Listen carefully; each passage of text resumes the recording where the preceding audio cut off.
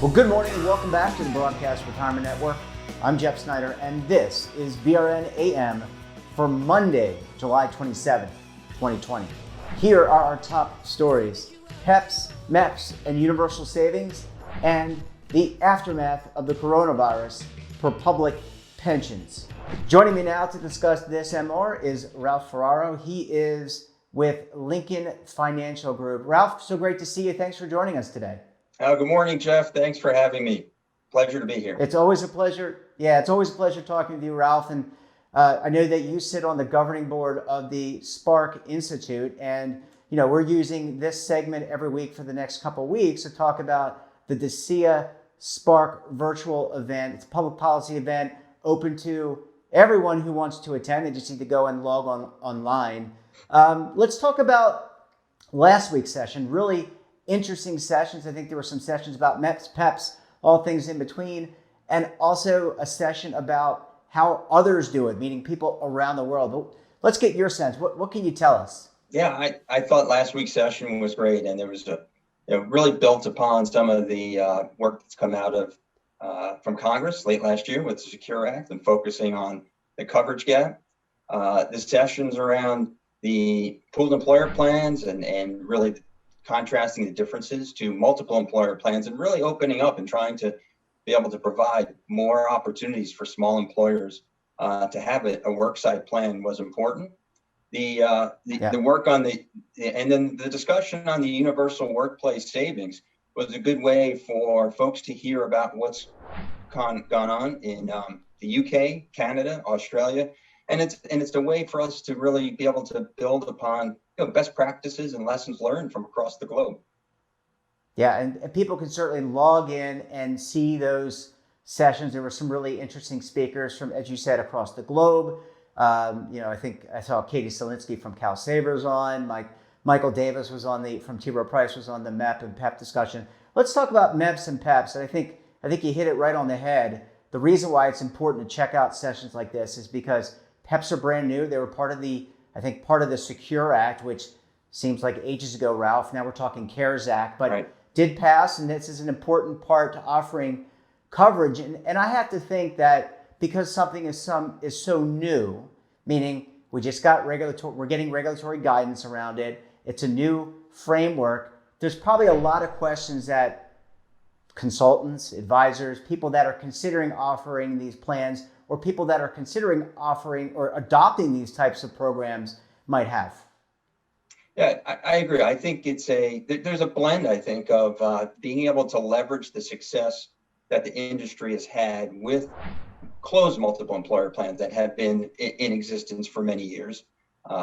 Lincoln has had experience in that field, and taking those frameworks, that infrastructure, and then being able to build upon and expand it for a pooled employer plan or an open MEP, as we say colloquially. And that there's now some different roles that providers have to think about in formulating their product offering, in particular, the pooled plan provider, who effectively will sponsor that and be that fiduciary for the offering that any employer, in particular, focus again on small employers, but it can be any size employer that may be willing to join that type of program. Yeah, and really important here, this is trying to close that coverage gap. That's something that we're talking about inside and outside the industry. There are over 70 million Americans, by someone's count, I think it was the Bureau of Labor and Statistics or whomever, but there's a huge glut of people who do not have access to a workplace retirement plan. And the biggest impediment to that, Ralph, is cost, right? It costs for a small employer, 1 to 12 employees, for example. It costs a lot of money to do the administration on a retirement plan. And so that could detract from people being able to save. And so this is another avenue. I mentioned Katie Selinsky because Cal Savers is another strategy where governments have started basically auto IRA programs to open and attract people in this market. But the purpose of the pooled employer plan and MEPs is really to help these smaller businesses offer programs. I think you made some good points there, and so a couple thoughts. One, I think the state auto IRA programs are a great way to introduce the opportunity for someone to be able to save with their employer. Granted, then the amount of money you can save is going to be lower than what you can in a defined contribution plan. So I think a defined contribution plan ultimately is one that really can help produce the positive outcomes that we're looking for employees to be able to retire with dignity. Cost is always one feature, but I think more as important really from a small employer perspective is they're focused on running their business, and they rely upon the advice, usually a lot of them of a financial advisor or consultant, but there's still just fiduciary concerns that they have, and in a pooled employer plan they really have one fiduciary decision to make, whether or not to become part of that program, to adopt that program, and then everything else will be administered, and the fiduciary responsibility goes to that pooled plan provider. So that takes some of that concern and burden off of the small employer.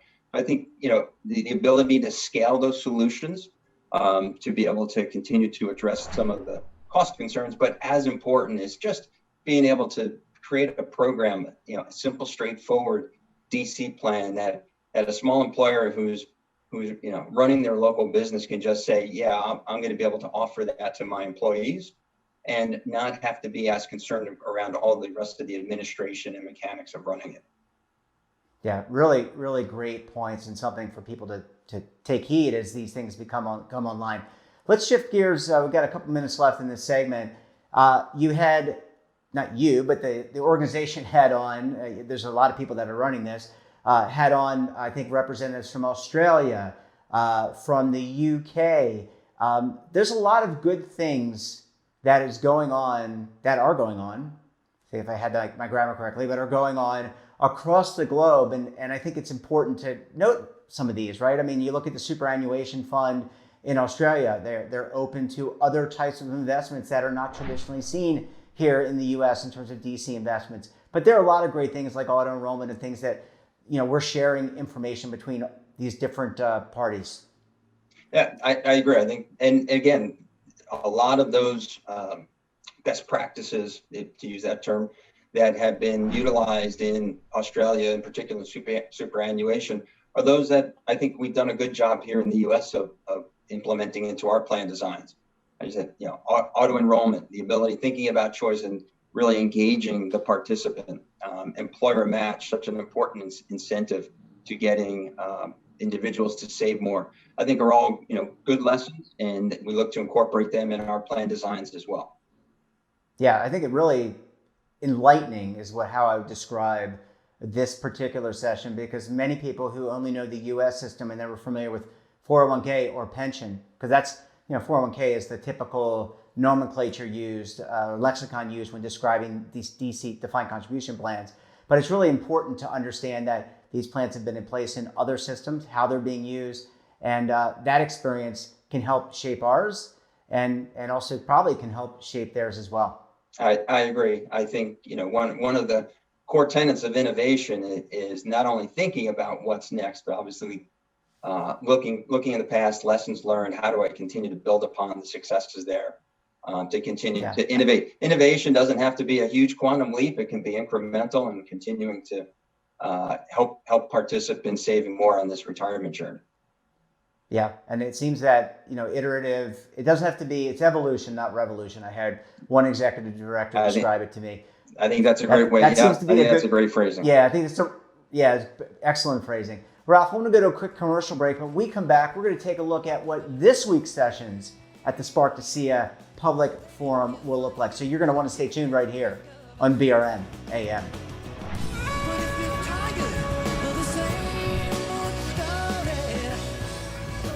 Imagine a new television network that will make you richer, healthier, and in control of your financial future.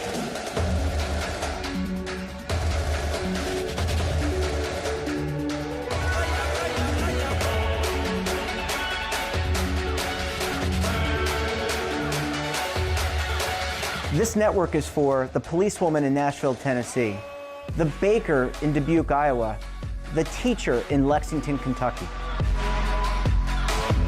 We want to make the idea of savings in retirement culturally relevant. But what do you see as a defining issue of the midterms, especially for the smaller businesses? I mean, they are the lifeblood of the American economy.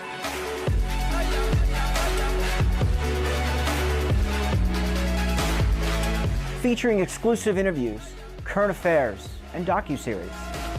33 years old, you retired early. The philosophy is money only matters if it helps you live a life that you love. But you got to start thinking about retirement as soon as you get in.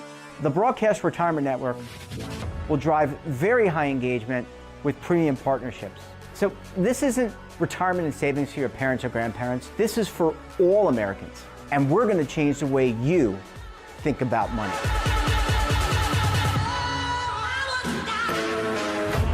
Welcome to the next frontier of retirement and savings. This is BRN, the Broadcast Retirement Network. The windows on our homes, they protect us and the ones we love, but they do much more. At Renewal by Andersen, making your home more comfortable is at the center of every window we make. It's why we custom build our windows in America and install them in as little as 1 day. It's why we build our frames with exclusive Fibrex composite material that's 2 times stronger than vinyl. It's why our glass helps keep your home warmer in winter, cooler in summer, and quieter all year long. It's why we stand behind every window with a 20-year limited warranty. Why not help lower your energy costs while giving your home and family the best? Call 1-800-835-6525 to schedule a free in-home consultation. Buy one, get one at 40% off with this special offer. Plus, get special financing with no money down, no monthly payments, and no interest for 1 full year. Renewal by Andersen, the better way to a better window. Call 1-800-835-6525 now. Welcome back. We're talking to Ralph Ferrara of Lincoln Financial Group. He's also a member of the Spark Governing Board. Ralph, thanks so much for staying with us this morning. Jeff, great to be here, and pleasure to see you. Yeah, it's great to talk with you as well. So a lot of really great, interesting sessions the last few weeks. And I know your colleague on the CSI, Melissa Kahn, told us about what we could expect in the week that she was on going forward. But what can we expect at this week's virtual public policy forum? I know you guys have a lot planned. We do, and it's really been a fabulous event given what we've been dealing with here in the U.S. with the pandemic.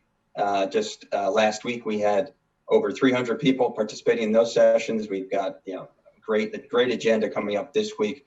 Going to open with some comments from Rich Linton, who heads up the board for Spark, and he'll introduce Congressman Bobby Scott of Virginia, who's the chair of the House Labor Committee. So we'll get some thoughts from Chairman Scott on what he's thinking about relative to the retirement space.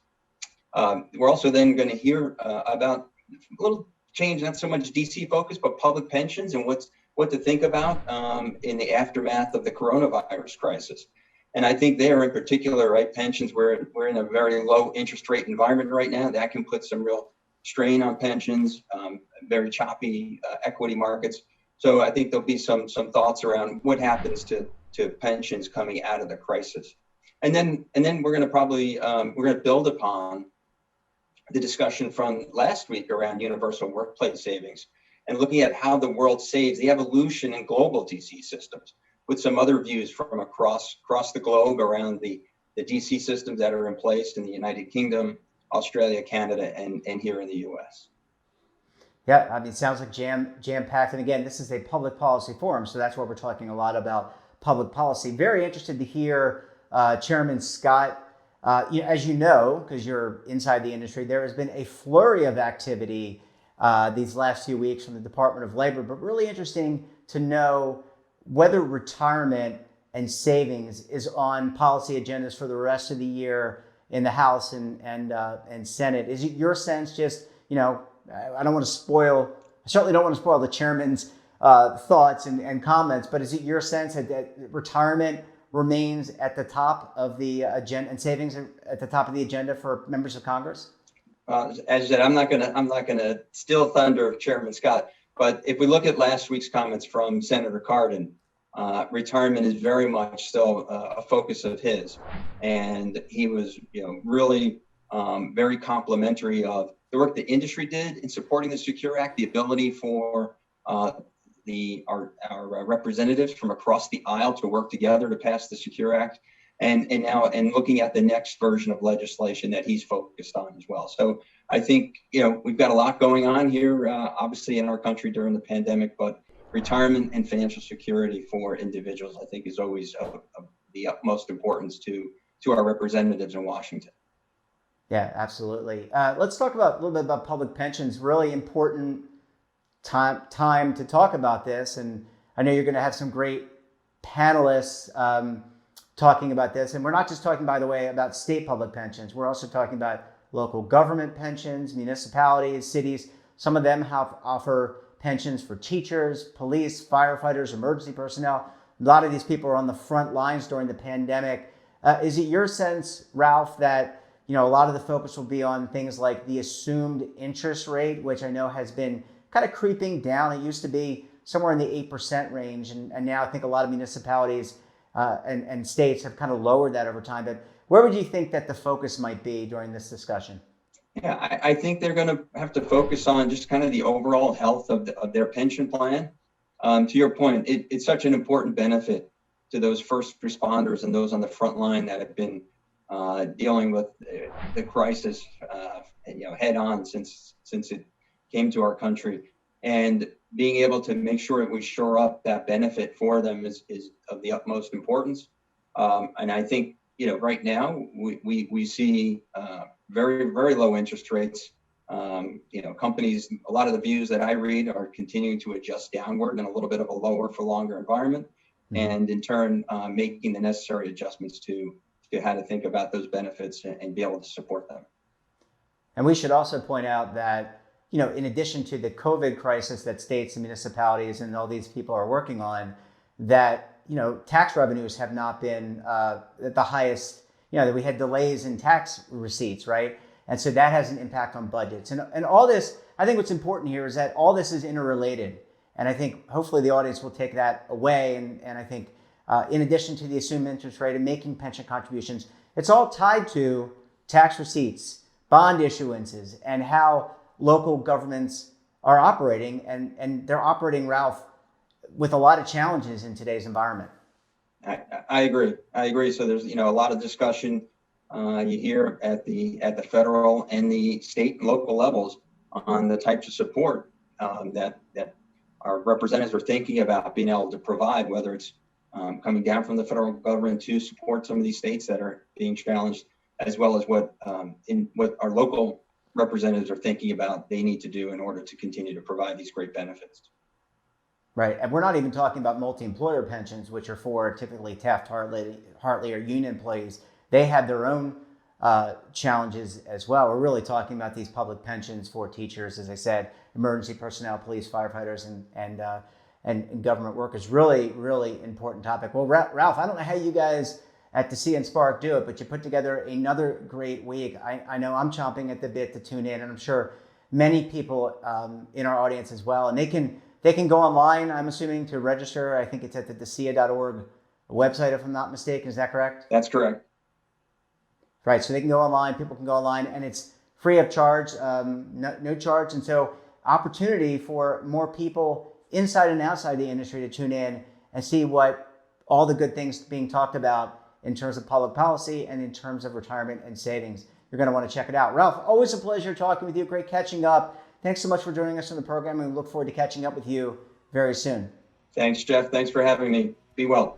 And that wraps up this episode of BRN AM. Have a topic of interest or someone you think we should talk to?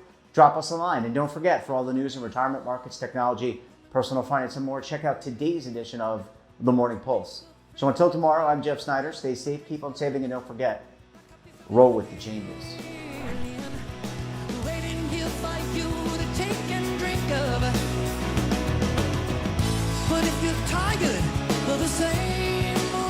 Attention!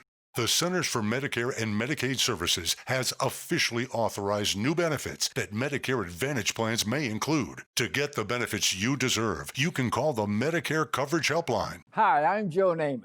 If you're on Medicare, this is important information. I called the Medicare Coverage Helpline and they instantly looked up my coverage. In this one simple call, they offered to enroll me in a plan that includes rides to medical appointments, private home aides, doctors and nurses' visits by telephone, and even home-delivered meals. The plan also includes dental, vision, hearing, and prescription drug coverage, all at no additional cost. Don't delay. Call to see if the new benefits are available in your area. Call the number on your screen now. It's free. Call 1-800-757-1451. That's 1-800-757-1451.